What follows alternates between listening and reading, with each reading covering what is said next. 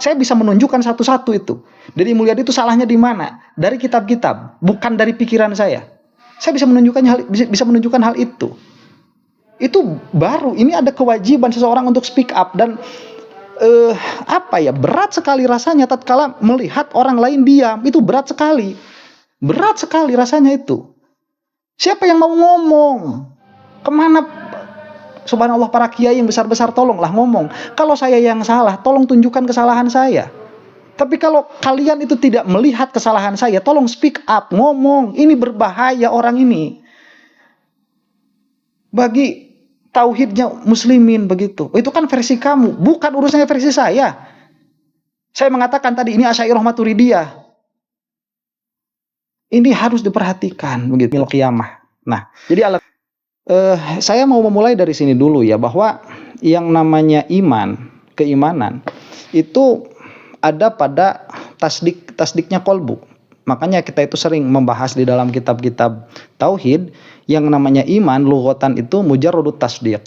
Iman secara lughah itu ya tasdik saja, mempercayai begitu, mujarrad. Dalam pengertian mau objeknya apapun secara lughah itu sudah disebut iman. Makanya kita itu sudah jelas, misalkan apabila ada seseorang mengatakan bahwa Tuhan itu tidak ada, atau mengatakan bahwa Tuhan itu tidak berkuasa, maka itu sudah dikatakan tidak beriman ya, dalam istilahnya para ulama. Orang-orang awam bisa saja mengatakan, oh dia kan sholat, perbuatannya baik dan lain sebagainya. Tidak, iman itu tidak dilihat dari situ. Iman itu dilihat dari apa yang dia i'tiqadi. Jadi taruhlah misalkan ya, kita itu dulu kan suka ada channel tuh di TV-TV nasional, itu suka ada channel acara. Suka ada acara siraman rohani agama Kristen misalkan, atau siraman rohani agama Hindu. Itu kan kalau dulu ya, kalau saya itu suka disuruh matiin, jangan ditonton begitu. Ya kita matiin, jadi kalau lagi ada acara itu ya kita main begitu, nggak nonton TV. Nah, kenapa hal itu dilaksanakan begitu ya oleh orang tua kita? Karena memang berbahaya. Jadi apabila misalkan ya seorang pengkhotbah, taruhlah di sini yang beragama Kristen itu mengatakan bahwa kita ini dosa-dosa kita akan ditebus oleh Tuhan Yesus misalkan. Terus kita mendengarkan itu. Nah, tatkala kita mendengarkan itu, kita itu berbisik di dalam hati membenarkan perkataan orang tersebut. Oh iya ya. Oh berarti nanti yang akan menyelamatkan kita di akhirat, yang akan menyelamatkan kita pada kehidupan yang akan datang itu adalah Tuhan Yesus. Itu dibenarkan oleh hati kita. Maka pada momen itu keimanan kita hilang. Na'udzubillah min dzalik. Nah, yang sulit ini sekarang itu perkara-perkara atau perkataan-perkataan yang keluar dari orang-orang yang mirip atau yang seperti Deddy Mulyadi ini. Jadi secara zahir dia itu Islam, dia melaksanakan sholat, guru-gurunya para kiai. Tapi tatkala dia itu mengatakan perkara-perkara yang menyerempet-nyerempet hal akidah, perkataannya itu ngawur, sehingga apabila zahir dari apa yang dia katakan itu dibenarkan, itu ditasdik, akhirnya seseorang ini keluar dari agama. Yang dilakukan oleh Deddy Mulyadi ini, tatkala dia itu secara serampangan membahas qada dan qadar dengan pasrah kepada langit, pasrah kepada bumi, dan itu dia jelaskan sendiri bahwa yang namanya beriman kepada qada dan qadar itu tidak menebang pohon, iman kepada qada dan qadar itu tidak membangun rumah di atas sungai. Itu apa-apaan ya. Jadi kalau kamu itu menjelaskan qada dan qadar, itu sudah ada penjelasannya. Jadi kalau ulama ya, ulama mana yang kamu bawa itu? Kalau penjelasan kitab apa yang kamu pakai? Dan orang-orang yang nggak pesantren itu bakal unggek-unggek aja, bakal iya-iya aja. Ini berbahaya. Berbahaya bagi kehidupan berakidah, kehidupan bertauhid bangsa Indonesia. Deddy Mulyadi ini memiliki basis fanbase begitu ya, memiliki fanbase yang sangat kuat. Yang mana di dalam pandangan mereka, Deddy Mulyadi ini mustahil salah.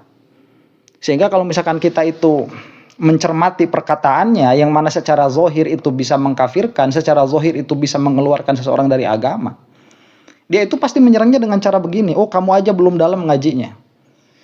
Saya yang udah ngaji puluhan tahun, itu tidak bisa memahami perkataannya Deddy Mulyadi ini dari mana diambil.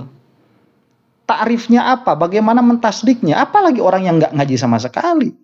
Saya ini sering mengutip kitab ini di dalam Al-I'lam bi Qawaati'il Islam. Apabila ada seseorang itu diberi fatwa oleh seorang alim, kemudian orang yang awam ini mengatakan itu fatwa macam apa begitu.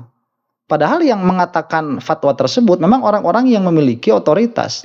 Orang yang mengatakan demikian itu fatwa macam apaan? Padahal yang mengatakannya orang awam. Kemarin misalkan itu bisa keluar dari agama orang pemutihan sehingga negara itu. Nah kemudian berapa banyak perkara-perkara seperti itu keluar dari mulutnya Deddy Mulyadi. Saya katakan busuk mulutnya itu. Itu kan presiden buruk tuh dilihat oleh beberapa pengamat. Saya mah nggak urusan sama urusan itulah ya, nggak urusan sama urusan itu. Ini yang jadi urusan, kita ini memiliki kewajiban untuk menjaga umatnya Nabi Muhammad SAW dari keluar dari keimanan. Keamanan yang dimiliki oleh Indonesia ini dijadikan oleh orang-orang yang tidak memiliki pengetahuan tentang agama, berbicara seenaknya tentang agama, yang mana apabila tadi saya katakan ditasdik oleh kolbu, ditasdik oleh hati, benernya ini Kang Deddy, itu bisa keluar dari agama. Entah Kang Deddy-nya itu, karena dia itu selalu ngeles kalau dikonfrontasi. Nah kalau kita misalkan, saya udah tahu gayanya Deddy Mulyadi itu dari beberapa kali dikonfrontir tentang Sunda Wiwitan. Kalau kita tanyakan kepada Deddy Mulyadi, oh berarti kamu percaya dong dewa-dewa itu ada. Nah kok malah ke kita ngomong percaya dewa-dewa itu ada. Jadi kalau misalkan kita konfrontir, Kang Deddy, betulkah Anda itu adalah titisan Prabu Siliwangi? Dia bakal bilang kayak gini, ya itu kan buat orang yang percaya Prabu Siliwangi itu adalah seorang dewa dan reinkarnasi itu ada. Saya kan tidak percaya. Dia akan bilang kayak gitu. Terus kalau misalkan kita konfrontasi kepada yang bersangkutan begitu, dia paling bilang seperti ini, bagi saya Prabu Siliwangi itu adalah nilai, bukan sosok, paling begitu. Ya, jadi yang dimaksud Prabu Siliwangi itu akan kembali lagi. Maksudnya bukan sosok Prabu Siliwangi, tetapi apa? Tetapi adalah nilai-nilai dari Prabu Siliwangi. Itulah yang dikatakan bahwa Prabu Siliwangi akan hidup lagi. Ya apa?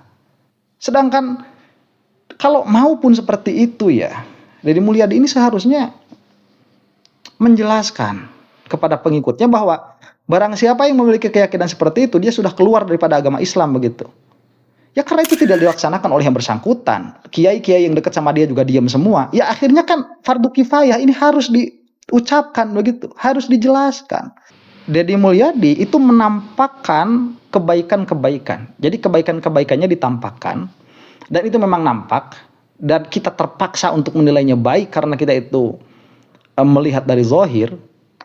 Akhirnya banyak orang-orang itu yang tertipu begitu. Terlepas dari Deddy Mulyadi ini meniat untuk menipu atau tidak.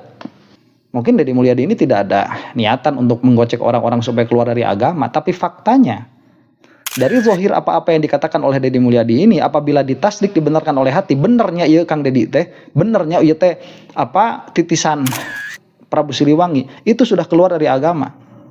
Saya mau menyampaikan ya kepada orang-orang yang terlanjur jatuh cinta kepada Deddy Mulyadi. Coba kamu pikir lagi, apa alasan yang menjadikan kamu jatuh cinta kepada dia? Kalau misalkan nanti jawabannya itu karena dia banyak membagi, ya sudah sama saja kayak Baim Wong. Baim Wong juga sama tuh, banyak berbagi juga. Willy Salim juga sama. Nanti kamu hitung, kalau kamu objektif ya, nanti kamu hitung dari video-videonya Deddy Mulyadi itu berapa yang sudah dia keluarkan. Kalau itu alasan kamu, ya. Kemudian kamu hitung lagi nanti berapa yang sudah dikeluarkan sama Baim Wong atau berapa yang sudah dikeluarkan sama Willy Salim atau sekalian lah kalau Mr. Beast nggak bakalan kalah itu. Berarti kamu harus lebih cinta kepada Mr. Beast. Tuh, titisan Prabu Siliwangi itu Mr. Beast. Bukan Deddy Mulyadi itu. Kalau cuma ngelihat dari konten ya. Kemudian kalau misalkan dilihat dari apa sih? Dari bikin patung itu. Ya. Saya bisa menunjukkan satu-satu itu. Deddy Mulyadi itu salahnya di mana? Dari kitab-kitab, bukan dari pikiran saya. Saya bisa menunjukkan hal itu. Itu baru. Ini ada kewajiban seseorang untuk speak up dan berat sekali rasanya tatkala melihat orang lain diam. Itu berat sekali. Berat sekali rasanya itu. Siapa yang mau ngomong? Kemana? Subhanallah, para kiai yang besar-besar tolonglah ngomong. Kalau saya yang salah, tolong tunjukkan kesalahan saya. Tapi kalau kalian itu tidak melihat kesalahan saya, tolong speak up, ngomong. Ini berbahaya orang ini. Bagi tauhidnya muslimin begitu. Itu kan versi kamu, bukan urusannya versi saya. Saya mengatakan tadi ini Asy'ariyah Maturidiyah.